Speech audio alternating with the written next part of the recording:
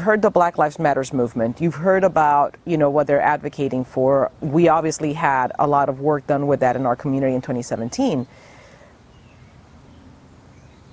But I don't know what happened with this one. This one, this poor man was being profiled.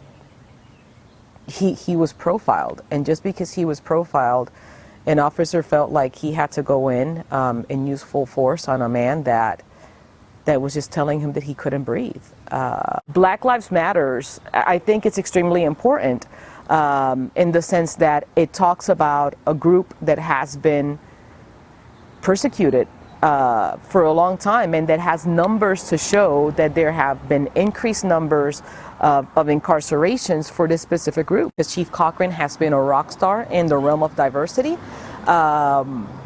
I think that we have, and let me say something else. I think that the one thing that we have to talk about is the fact that if you look at what's been happening nationwide, it is not the Black Lives Matters movement that is doing the looting.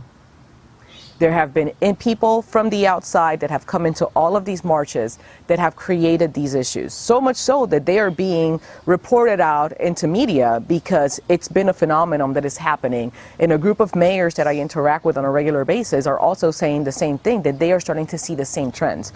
So let's separate the individuals who are looting from the individuals that are peacefully protesting.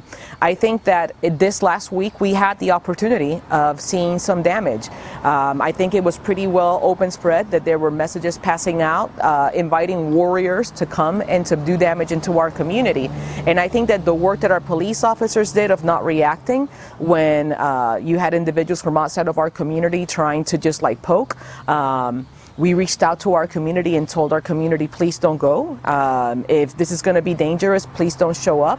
The leadership of Sierra Jackson, for example, being there and saying, no, this is how we're going to keep this. We're going to keep this peaceful.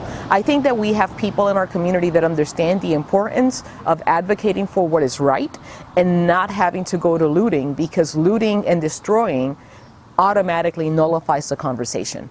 Our police department will always have work to do, just like all of us have work to do, right?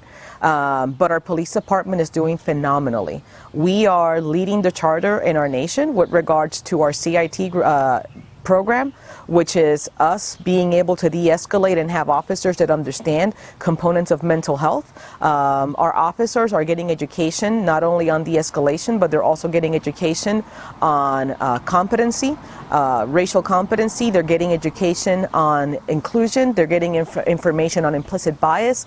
And these are things that we are looked upon. Like right now, the Police Executive Research Forum is taking a look at the city of Topeka because of our practices. So I think that, yes, we're doing amazing. However, there's always going to be work to do. How do we fix this? We fix this by having very uncomfortable conversations and start having a change in leadership. I mean, I think that by far, when you take a look at representation, our council is extremely diverse, right? Therefore, we're able to have conversations that many other organizations are not able to have, because you already have a diverse group that is willing to have really hard conversations. I think that as a community, one of the things that we have been working really hard in my office is making sure that our boards are diverse, because we want to make sure that those boards have leadership of individuals that are going to provide a different perspective. And as a community, we have to start laying down the shame. So we cannot talk about race and talk about the glory of our nation without having to talk about the history that came with our nation starting, right?